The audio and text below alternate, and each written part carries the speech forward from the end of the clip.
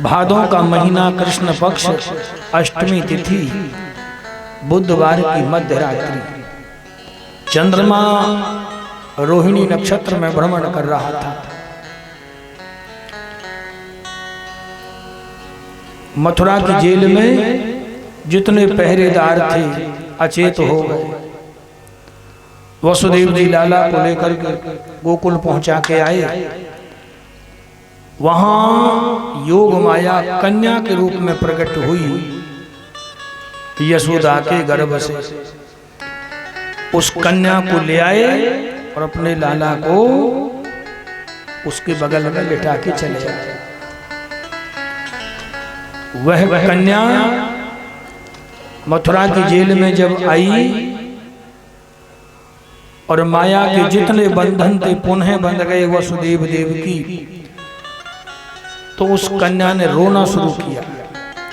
वह कन्या न गोकुल में रोई, न आते समय रास्ते में रोई, लेकिन मथुरा की जेल में जब आई तब रोना शुरू किया। कन्या का रोदन जैसे सुना तो जो पहरेदार अचेत पड़े थे उनको होश आया, निद्रा भंग हुई। बच्चे की रोने की आवाज सुनी है तो राजभवन की ओर दौड़ पड़े। रात्रि में कंस सो रहा था। कहा भाई महाराज को तुरंत जगाओ, महाराज की आज्ञा है कि देवकी का बालक जन्म ले, दिन हो रात हो कोई भी समय हो तुरंत हमको सूचना दी जाए। सोते हुए कंस को उठाया। महाराज देवकी का 8वां बालक जन्म ले चुका है और बच्चे के रोने की आवाज हम तुरंत सुन के चले आए। हड़बड़ा के कंस उठा, सुनते ही चल दिया। दिन निकलने का इंतजार तक नहीं किया।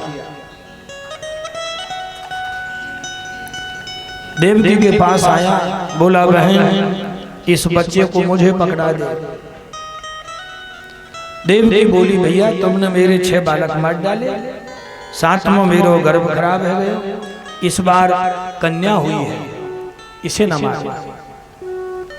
बहुत गिड़गिड़ाई, बहुत प्रार्थना करती है, मेरे दिल के टुकड़े को भैया न मारो, इसे मार करके तुम्हें क्या मिलेगा।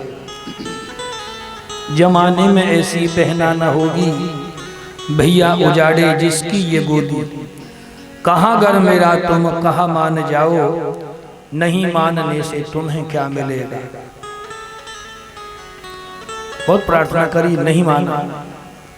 देवकी के हाथ से कन्या को जबरदस्ती लूट लिया और छना कर पांव पकड़ के जैसे घुमा के पत्थर पे दे के मारने को हुआ, कन्या उसके हाथ से छूट के आकाश में उड़ गई और आकाश में ऊपर जाके अष्टभुजा रूप में देवी का रूप प्रकट कर लिया। अब कंस को सूचना दे दिया है, मूर्ख तू मुझे मारेगा। अरे तेरे मारने वाला तो इस ब्रजमंडल में पैदा हो चुका है। किम मया हत्या मंद जातः खलु त्वांतकृत यत्र क्वा वा पूर्व शत्रुर्मा हिंसी कृपणान वृथा। तूने तो निरपराध बालकों की हत्या करी, तू हत्यारा है, पापी है, तेरे पापों का दंड तुझे अवश्य मिलेगा। ऐसा कह के वह योग माया विंध्याचल पर्वत पर विराजमान हो गई। उसके अनेक नामों में से एक नाम विंध्यवासिनी हुआ। बोलिए विंध्यवासिनी मैया की जय। आप तो कंस लाचार हो गया, देखते ही रह गया, ये क्या हो गया। देवकी से हाथ जोड़ के बोला, कंस बहन लगता है देवताओं ने मेरे संग धोखा किया, झूठ बोला है। अरे बहन मैंने तो देवताओं की वाणी पे, आकाशवाणी पे भरोसा करके तेरे बच्चों को मार डाला, लेकिन आज पता चल गई कि देवता धोखेबाज हैं, जरूरत पड़ने पर झूठ भी बोलते हैं। बहन देवताओं से तो मैं निपट लूंगा, पर तू मुझे क्षमा कर दे। अब देवकी क्या करता, कंस के सामने रो रही थी, तो आंसुओं को पोंछने लगे। कंस चला आया, दिन नहीं निकला है, आपातकालीन मीटिंग बुलाई है। अघासुर, बकासुर, पूतना, केसी, सल, तोसल, चांडूर, मुष्टिक, कूट, बड़े बड़े दिग्गज पहलवान। कंस ने घटना सुनाई, ऐसे ऐसे हो गया। उस कन्या ने बताया है कि मेरे मारने वाला इसी ब्रजमंडल में है, पता कैसे चले और उसको मारा कैसे जाए। अब अपनी अपनी बुद्धि के अनुसार कंस को सलाह दे रहे हैं। एक ने कहा मूलम ही विष्णुर्देवाना यत्र धर्मः सनातन तस्य च ब्रह्म गो विप्रास तपो यज्ञा सदक्षिणा। पर आज हम जानते हैं ये देवताओं की जो जड़ है ये विष्णु है, और विष्णु वहां रहता है जहां सनातन धर्म है, जहां सत्य है, जहां यज्ञ है, जहां वेद है, जहां गौ माता है, जहां ब्राह्मण है, जहां तपस्या है, जहां पूजा है, जहां कथा है और जहां दक्षिणा है। तो एक ने कहा महाराज एक काम करो, पूजा पाठ हवन यज्ञ कथा कीर्तन सब बंद करा दो,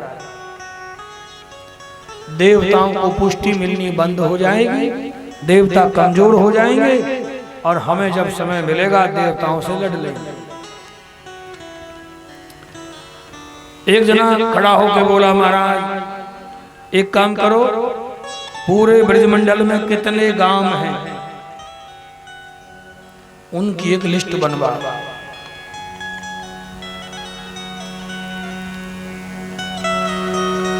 ब्रज के कितने गांव हैं उनकी एक लिस्ट बनाई जाए।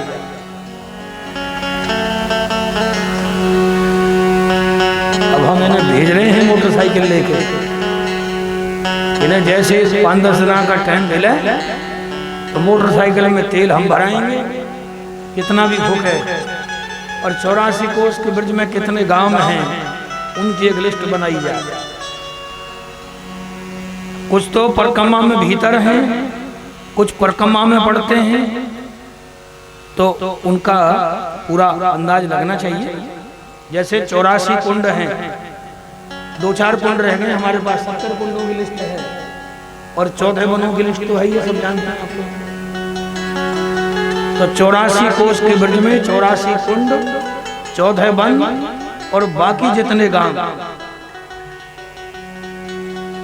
तो कितनी बढ़िया सलाह दे रहे हैं कंस को। एक जना बोला महाराज गांव गांव की एक लिस्ट तैयार कराओ, एक एक सेना की टुकड़ी भेजो, वो सर्वे करेगी कि इस गांव में 1 महीने में किन किन के घर बालक पैदा हुआ, तो उन बच्चों का गला घोट घोट के सबको मरवा डालो। आपका शत्रु किसी गांव में हो अपने आप मर जाए। तीसरा खड़ा हो गया, हाथ जोड़ के बोला महाराज ये बिल्कुल ठीक नहीं है। कंस ने पूछा क्यों भाई, इसमें क्या कमी?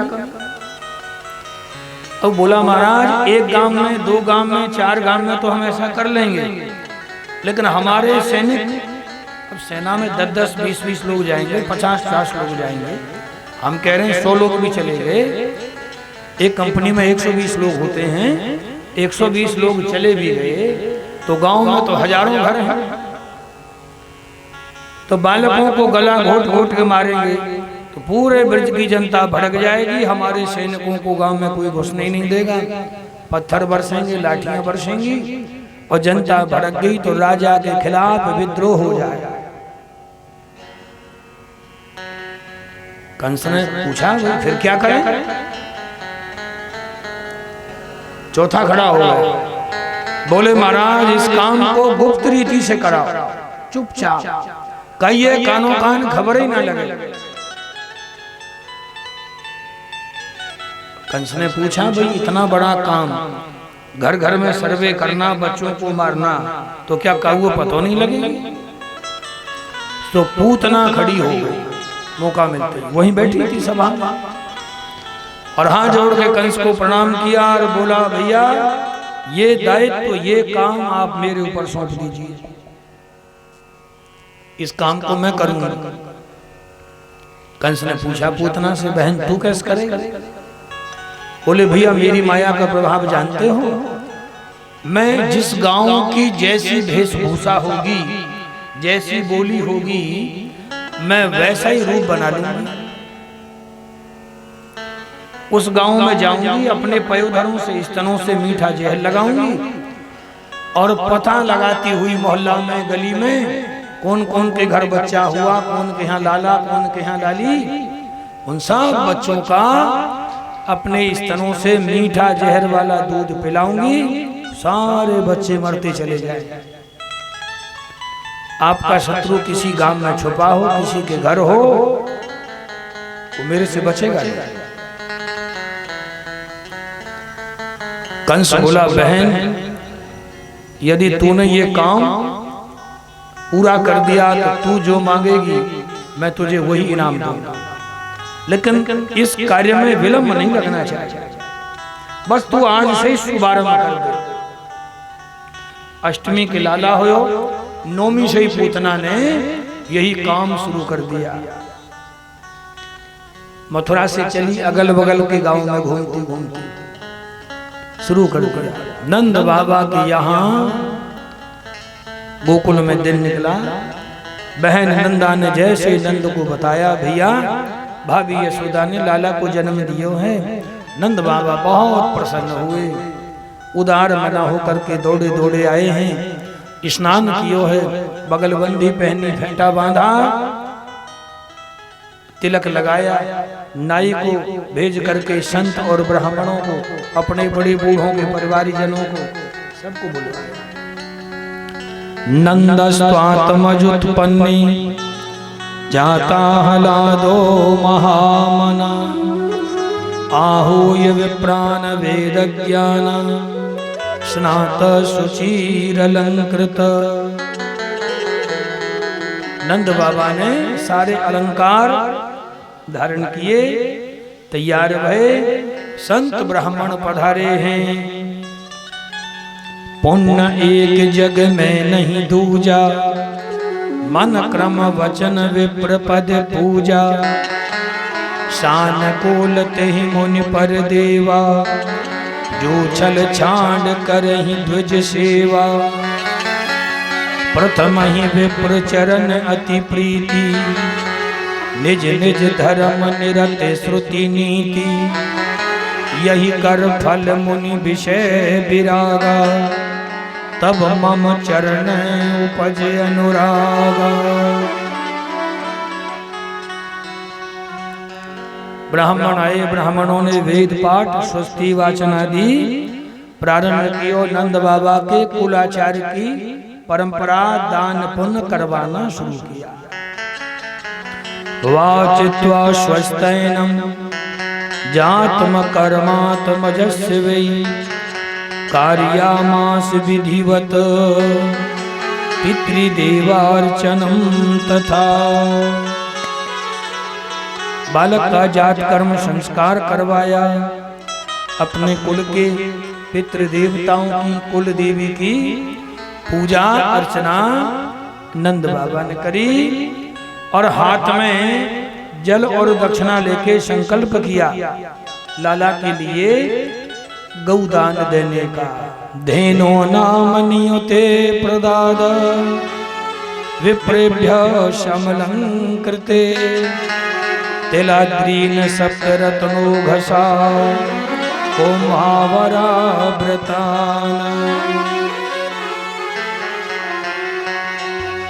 नंद बाबा ने अनंत गैया दान करने को संकल्प लियो और 7 तरह का अन्न अलग अलग ढेर लगा के वस्त्रों से ढक के, सूत मागध बंदीजन, गिरदावली गाने वाले, नाचने वाले, नट भाट नाई जितने थे, सेवक, कर्मचारी, सहयोगी, सम्माननीय इन सबको नंद बाबा ने यथा योग्य दान पुण्य दे करके उनका सम्मान किया, स्वागत किया। दिन निकलते निकलते पूरे गोकुलपुरी में हल्ला है गयो कि नंद बाबा के यहाँ लाला भयो। तो अपने अपने सामर्थ्य के अनुसार उत्सव में सम्मिलित हो रहे हैं और बधाइयां लेकर के भेंट और बधाई लेके आ रहे हैं। आज ब्रजराज जू के लाला को जन्म भयो, छायो और मोद भयो अति सुखदाई है। नाचे सुर किन्नरी और अप्सरा और चाह भरी, बाजत मृदंग झांझ ढोल भी सवाई है। बाल कृष्ण लाल को दर्शन को पाए गाए, गीत शुभ दई दिव्य अमित लुटाई है। देखो सखियाली नैन कीजिए निहाली, नंदजू के द्वार आज बाजत बधाई है। नंद बाबा के यहाँ उत्सव मन रहा है, सब आ रहे हैं, नाच रहे हैं, गा रहे हैं, आनंद ले रहे हैं। आइए हम भी नंद उत्सव में प्रवेश करते हैं। ओ नंद के लाला हो दे दो बधाई मैया, दे दो बधाई, दे दो बधाई मैया, दे दो बधाई, बधाई लाला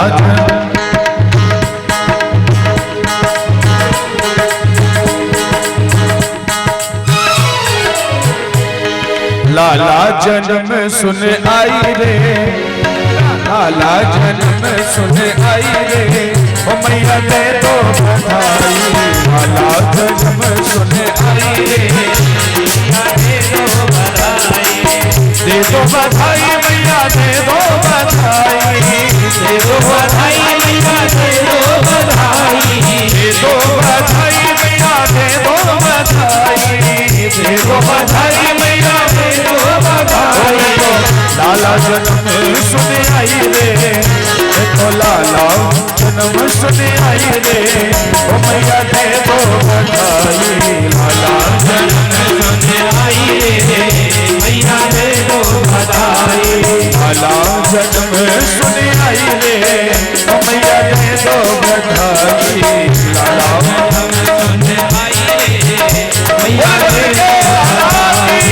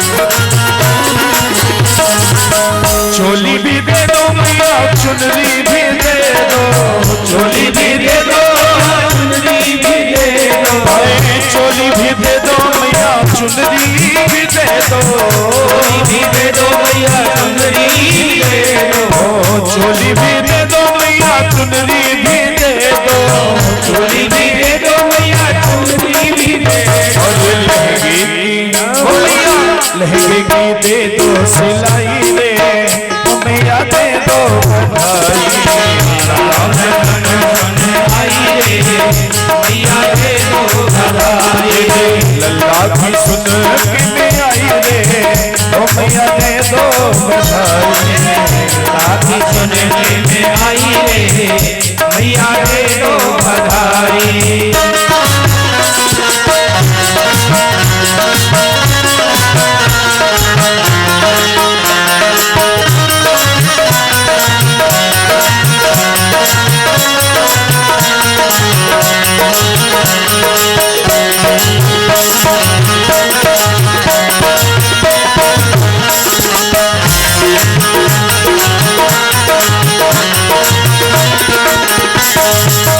हार भी दे दो मैया, हंसली भी दे दो, हार भी दे दो मैया, हंसली भी दे दो, हार भी दे दो मैया, हंसली भी दे दो, हार भी दे दो मैया, हंसली भी दे दो, कंगना की ओ मैया, कंगना की ओ मैया, कंगना की दे दो गढ़ाई रे, मैया दे दो बधाई, अल्लाह सुने आई रे, मैया दे दो बधाई, आधा की सुन के में आई रे, ओ मैया दे दो बधाई, आधा की सुन के में आई रे, मैया दे दो बधाई।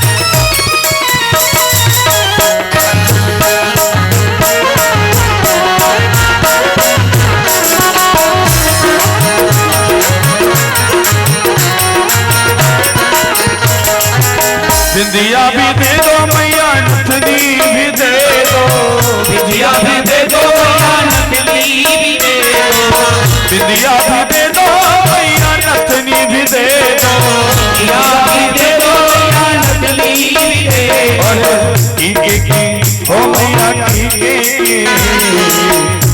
की दे दो गढ़ाई रे, ओ मैया दे दो बधाई, लाला बधन सुने आई रे, मैया दे दो बधाई, दे दो बधाई मैया, दे दो बधाई, दे दो बधाई मैया, दे दो बधाई, दे दो बधाई मैया, दे दो बधाई, दे दो बधाई मैया, दे दो बधाई, लाला जन्म सुन आई रे, मैया दे दो बधाई, लाला जन्म सुन आई रे, मैया दे दो बधाई, लाला की सुन के में आई रे, मैया दे दो बधाई, लाला की सुन के में आई रे, मैया दे दो बधाई, मैया दे दो बधाई, मैया दे दो बधाई, मैया दे दो बधाई, मैया दे दो बधाई, मैया दे दो बधाई, मैया दे दो बधाई,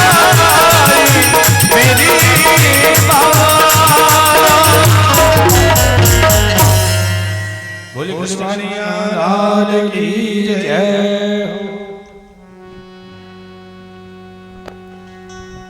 उत्सव मनाते मनाते नाचते गाते कई दिन बीत गए। अब जो सुने वो याद, कोई कुर्ता टोपी, कोई माखन मिश्री, कोई सोने चांदी के गहने, कोई वस्त्र, जहाँ पे जैसी सामर्थ्य थी सब नंद बाबा के यहाँ उपस्थित हुए। बड़ा आनंद मन रहा था।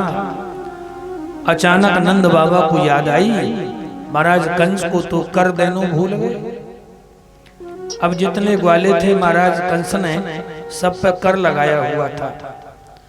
कर के रूप में अन्न, दूध, दही, घी, माखन, छाछ ये रोज मथुरा भिजवाना होता था। नंद बाबा की बारी आई तो गोकुल के कुछ बड़े बूढ़ों को जिम्मेदारी सौंप के बैलगाड़ी जोड़ के दूध, दही, घी, माखन की मटकी रख के नंद बाबा को, नंद बाबा मथुरा महाराज कंस को भेंट देने आए।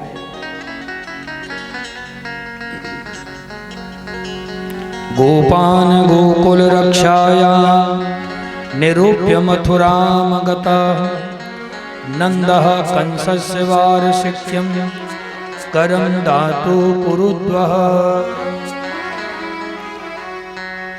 नंद बाबा ने महाराज कंस को कर भेंट किया।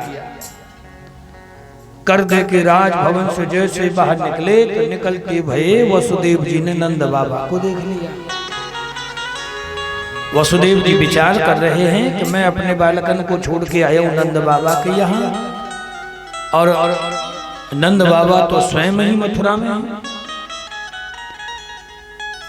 वसुदेव जी ने दूर से ही हाथ जोड़ के प्रणाम किया। अरे भैया नंद प्रणाम। नंद बाबा ने कान में जब आवाज आई तो सोचा तो कोई जानी पहचानी आवाज है। मुड़ के देखा तो वसुदेव जी हैं। देखते ही दौड़ पड़े और वसुदेव जी को नंद बाबा ने गले लगाया। अब नंद बाबा वसुदेव जी के दुख की चर्चा कर रहे हैं कि भैया वसुदेव कैसो समय आ गए। महाराज कंस ने बिना कारण के कारागार में ही बंद कर दिया, और भैया कोई रिश्तेदार, भैया, भतीजा, भाई, बंधु कोई मिलवे नहीं आवे, राजी खुशी लेवे नहीं आवे, पाबंदी और लगाए। सो भैया हम आपके दुख में सम्मिलित नहीं हो पाए। वसुदेव जी नंद बाबा के आनंद की चर्चा कर, भैया नंद तुम्हारे यहाँ जो आनंद उत्सव मन रहे है, नगाड़े की, ढोलक की आवाज यहाँ तक आ रही है, और हमें कुछ ऐसा आभास हो रहा है कि भैया आप मथुरा में ज्यादा देर मत रुकना। आपके गोकुल में कुछ उत्पात होने की आशंका हो रही है। संयुत्पातस्य गोकुले, इसलिए भैया आपको जल्दी ही अपने गांव को चले जाना चाहिए। नंद बाबा ने सोचा कि वसुदेव जी कभी झूठ बोलते नहीं, अगर कोई शंका है तो मुझे अवश्य चलना चाहिए।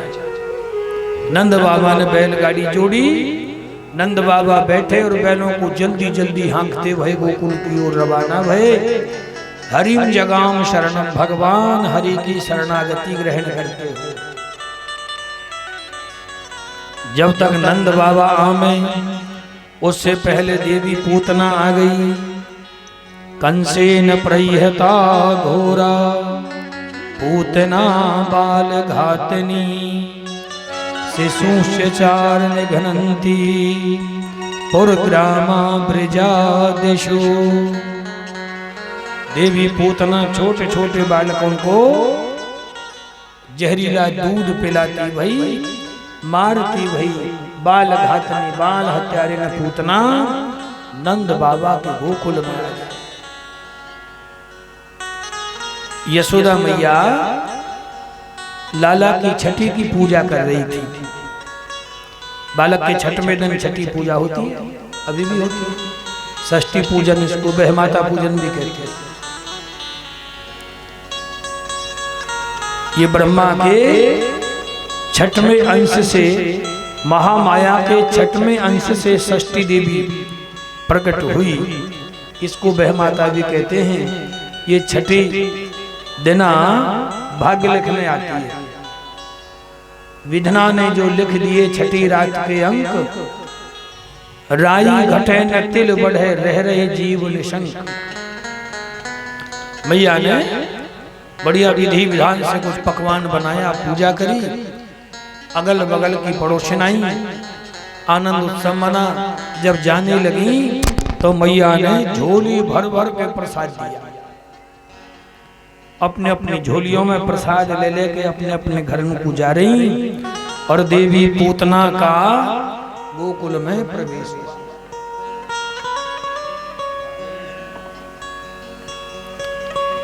पूतना का गोकुल में जब आई तो कितना सुंदर रूप बनाया, बहुत सुंदर ब्रज नारी बन गई, ब्रज गोपी। बढ़िया सी साड़ी पहनी, लंबा सा घूंघट और बहुत गजब का श्रृंगार, पांव में महावर लगाया, महावर के बाद मोटे मोटे घुंघरू वाले पाजेब पहने और क्रीड़ा कमल घुमाती भई सीधी नंद भवन की ओर चल पड़ी। किसी ने ना रोका ना टोका ना कुछ पूछा। जितनी गोपियां आई सब प्रसाद ले लेके अपने घरों को चली गईं।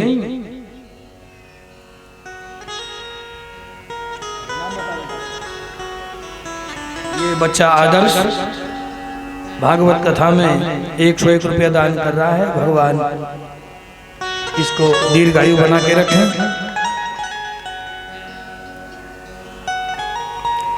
पूतना आई और हाथ जोड़ के प्रणाम किया और मैया से कहा, मैया बधाई हो। मैया ने स्वागत करी, बहन आओ आओ आओ, आप सबके आशीर्वाद से सबकी कृपा से मेरो लाला भयो। अब मैया देख तो रही है पर पहचान न रही। मैया ने सोची न जाने कोई काऊ की नई बहू बोटिया दिख रही है, अब कौन से की है मैं तो जानूंगा।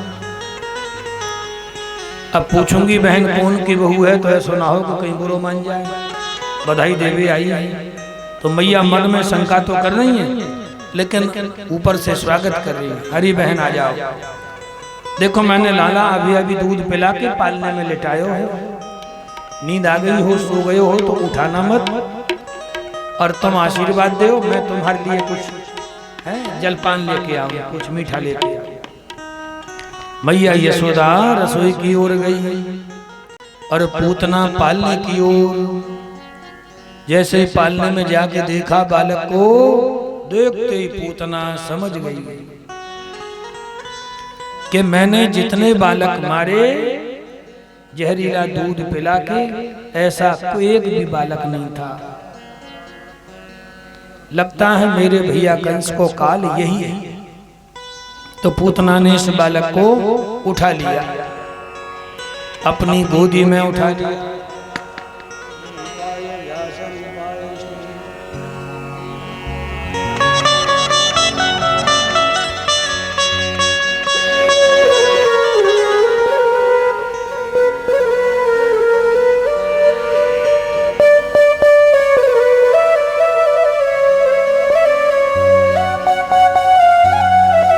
पूतना ने बालक को गोदी में उठा लिया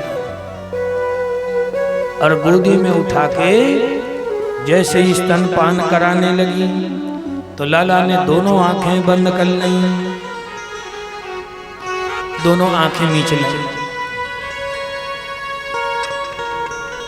यहां महाराज परीक्षित ने पूछा सुखदेव जी से, भगवान ये लाला ने दोनों आंखें क्यों मीच ली? तो सुखदेव जी ने कई भाव प्रकट किए।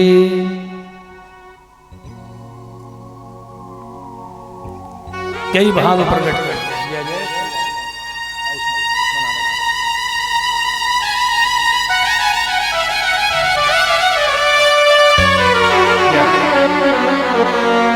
ये दोनों देवियां 500 रुपया दान करनी है भगवान जी के चरणों में। भगवान उनके ऊपर कृपा बनाए।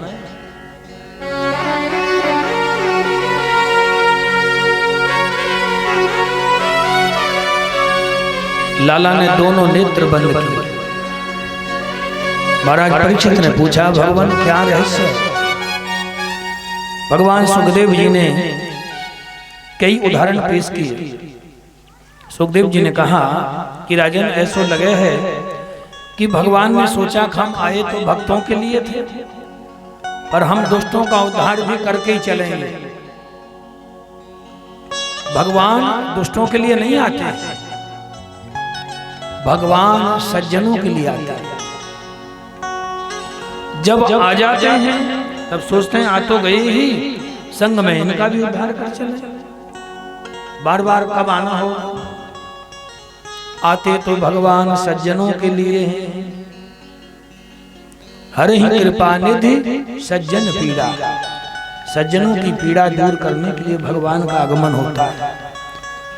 चाहे वो प्रहलाद जी के लिए आए हों, चाहे ध्रुव जी के लिए आए हों, जब जब भगवान आए भक्तों के लिए, लेकिन संग में उनका भी उद्धार किया। तो भगवान ने सोचा कि हम आ ही गए तो इनका उद्धार कर चलें, लेकिन अब ये कार्य पवित्र कार्य है, पवित्र काम कोई शुरू करें तो उसमें पहले थोड़ा मंगलाचरण होना चाहिए। गुरु वंदना, गणेश वंदना, सरस्वती की वंदना, कोई गणेश पूजा शुभ काम में होती है कि नहीं।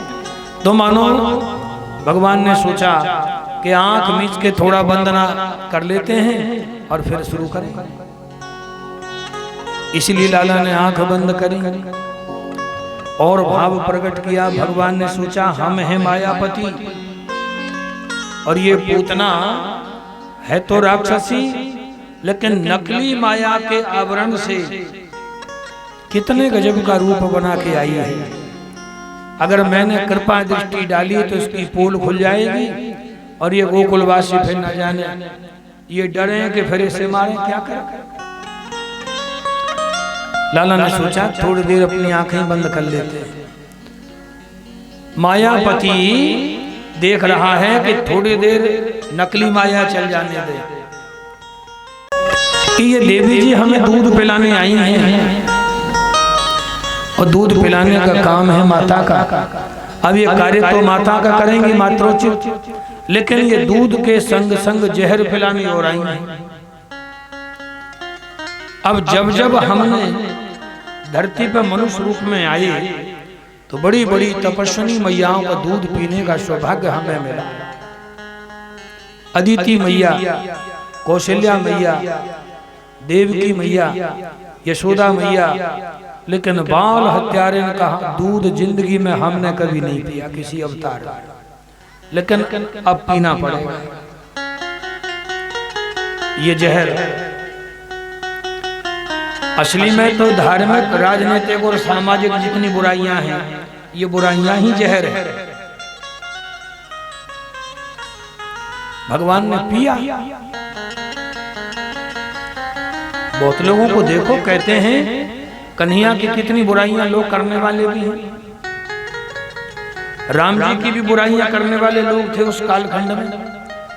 कृष्ण के ऊपर भी कलंक लगाने वाले थे, नहीं थे, लेकिन उस तत्व को, उस भाव को जानते नहीं। बहुत से लोग तो कंप्रोमाइज करते हैं कि भाई अब भोले बाबा भांग पीते हैं तो हम हुक्का, बीड़ी, सिगरेट पी लेते हैं तो कौन सा बुराई है। जब भोले बाबा ही पीते हैं तो हमारे पीने में कोई दोष है। अब भोले बाबा तो पी लेते हैं, लेकिन अब भोले बाबा की होड़ हम कर रहे हैं। बताइए, भोले बाबा तमोगुणी हैं। ये जहर प्रगति उनसे हुआ है। ये जहर जो है ये तमोगुण है। क्रोध हो गया, विष हो गया, बुराइयां हो गई, ये सब तमोगुण। तो भगवान शिव से जो सृष्टि हुई ये तमोगुणी सृष्टि हुई। जितने जहरीले जीव हैं, बिच्छू, मुहार की मक्खी, कातर, छिपकली, सांप, ततैया, ये सब जहरीले हैं और सबके जहर में अलग अलग क्वालिटी है। लेकिन मधुमक्खी की कैसी क्वालिटी? मधुमक्खी में भी जहर होता है,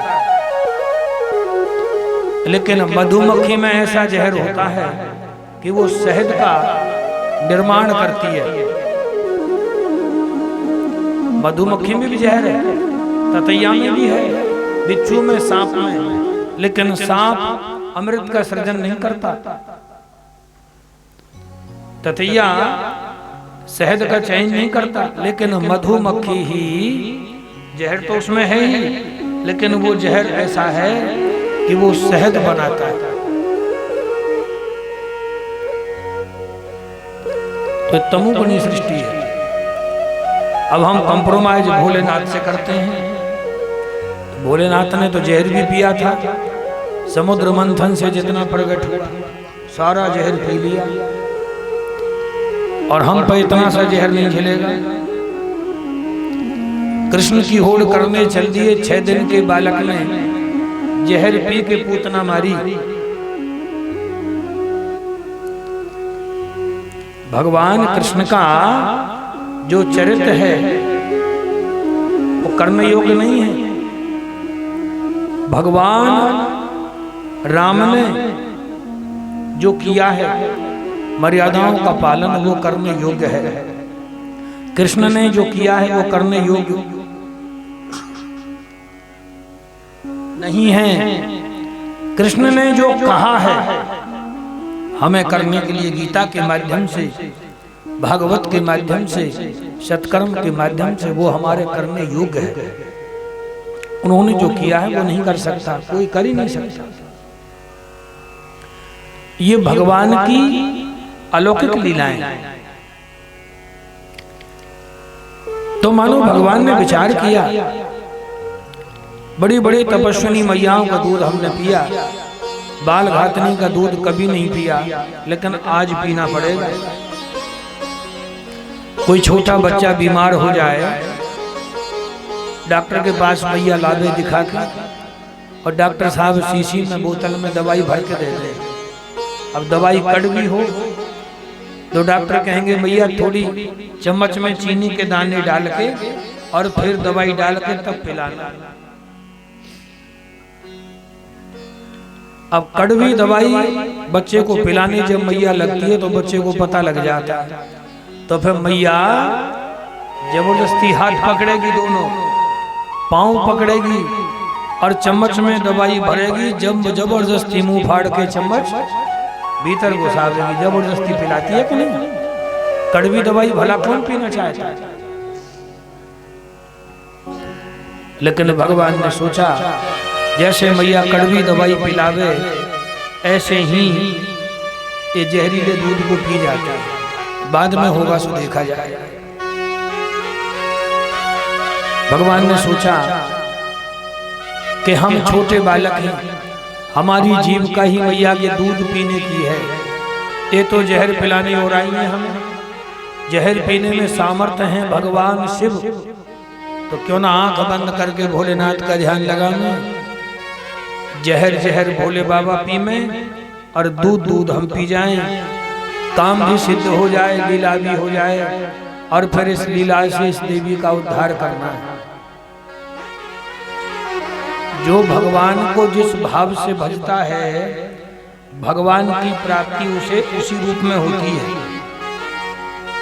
भयात कंस, कंस ने भी भगवान को भय से भजा, लेकिन भय से भजा। रावण ने भी भजा, अलग अलग भाव से भजा।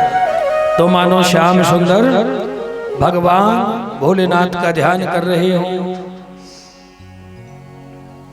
देवी पूतना ने अपना पयोधर लाला के मुंह में दे दियो जबरदस्ती। अब लाला ने दूध पीना शुरू किया। स्तन दस स्तन एव जीव का दतस्त्वया सह स्वमानने ममहा मयाच पीतो म्रियते यदि त्वया किंवा ममागः स्वयमेव कथ्यता। अब लाला इशारा कर रहे हैं देवी पूतना से कि देवी मेरी जीव का ही दूध पीने की है, अब मैं तो दूध पीऊंगा, अन्न तो खाता नहीं। आप मुझे अपना पयोधर पिला रही हो और आपने पयोधर में जहर लगा रखा है। अब यदि मैं आपका स्तन पीऊंगा और आप मर जाओ तो मुझे दोष नहीं देना, इसमें मेरा दोष नहीं है। क्यों? कि मुझे भूख नहीं है, मैया ने मुझे दूध पिला के ही पालने में लिटाया था। अब हम तो सोने वाले थे, नींद आने लगी तो हमें आपने गोदी में उठा लिया। मेरा दोष जब होता जब मैं भूख के मारे रो रहा होता और आप मुझे अपना स्तन पिलाती, तब मेरा दोष था। अब मुझे तो भूख नहीं है, आप अपना स्तन मुझे जबरदस्ती पिला रही हो। इससे यदि तुम मर जाओ तो इसमें मेरा कोई दोष नहीं है। लाला ने जैसे स्तन पीना शुरू किया तो पूतना के प्राणों को खींचना शुरू कर दिया। पूतना के प्राण शरीर में से जैसे ही खींचने लगे तो पूतना अपना स्तन छुड़ाने लगी। लेकिन भगवान कहते हैं देवी जी, या तो हम किसी भक्त को पकड़ते ही नहीं, और यदि एक बार पकड़ लें तो हम बीच मझधार में नहीं छोड़ते, फिर ठिकाने लगा के छोड़ते। यह तो संसार का कोई जीव हमारी ओर मुड़ता ही नहीं, हमारी ओर आता ही नहीं। और अगर एक बार आ जाए, हमारी शरणागति हो जाए, हमारी दृष्टि पड़ जाए, हमारी कृपा दृष्टि हो जाए, फिर उस भक्त को हम बीच मझधार में नहीं छोड़ते, हम ठिकाने लगा के छोड़ते। पूतना अपना पयोधर छोड़ा ना पाई तो लाला को गोदी में पकड़ के आकाश मार्ग से उड़ करके मथुरा की ओर चल पड़ी। लेकिन जैसे ही यमुना जी के किनारे पहुंची और शरीर में से प्राण निकलने को हुए, बोलिए भक्त वत्सल भगवान की जय। शरीर जैसे ही प्राणहीन होने को हुआ तो पूतना जमीन पे उतर के खड़ी भई। जैसे ठाड़ी भई, शरीर में से प्राण निकला, चक्कर खाती भई पूतना पीठ के बल गिर पड़ी धड़ा।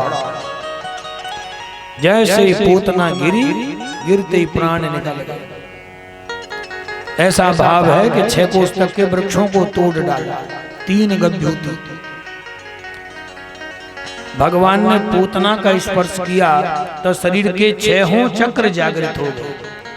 6 चक्र शरीर में हैं, आज्ञा चक्र, भ्रकुटी चक्र, अनाहत चक्र, मणिपूरक चक्र, स्वादिष्ठान चक्र।